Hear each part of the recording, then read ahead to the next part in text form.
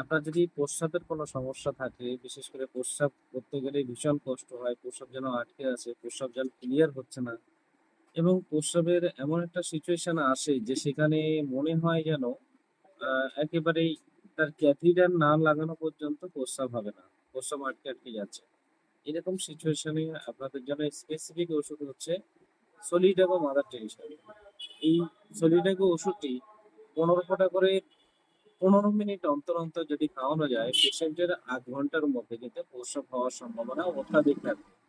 তো এই ওষুধটি যারা মনে করছেন ক্যাথিটার লাগাবেন না বা প্রস্রাব করাতে চান, সেক্ষেত্রে এই ওষুধটি খুবই গুরুত্বপূর্ণ।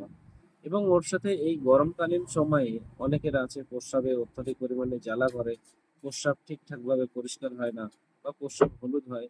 তো সেই সকল ব্যক্তিদের বলবো যে আপনারা ক্যান্থারিস 30 পাওয়ারের ওষুধ ২ ফোঁটা সকালে একবারই ১ চামচ জলের সাথে মিশিয়ে সেবন করুন এবং সারাদিনে কমপক্ষে বয়স অনুযায়ী ৩ লিটার থেকে ৪ লিটার জল আপনি সেবন করুন।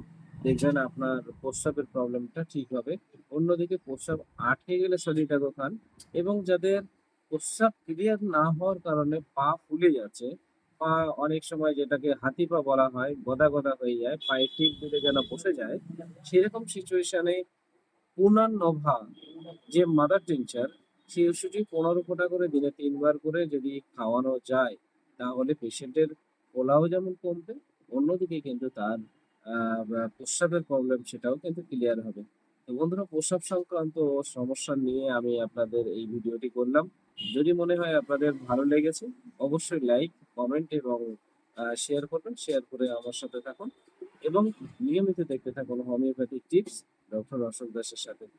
তো যারা মনে করছেন যে আপনারা নতুন প্র্যাকটিশনার আছেন, যারা মনে করছেন যে আপনাদের আম চিকিৎসা শেখার অনেক ইচ্ছা আছে, তার বলবো যে আপনারা ফেসবুক চ্যানেল বা ফেসবুক প্রোফাইল আপনারা প্রতি রবিবার, মঙ্গলবার এবং বৃহস্পতিবার ৮টা অ্যাপ্রক্স এই টাইমের মধ্যে আপনারা সংযুক্ত থাকুন এবং দেখতে থাকুন হোমিওপ্যাথিক চিকিৎসা এবং হোমিওপ্যাথিক লাইভ আলোচনা। তো আজকে ভিডিও এই পর্যন্ত। আগামী দিনে আবার আপনারা সুস্থ স্বাভাবিকভাবে থাকুন। ততক্ষণে নতুন করে ভিডিও যতক্ষণ না আমি দিচ্ছি। সবাই ভালো থাকুন। ধন্যবাদ।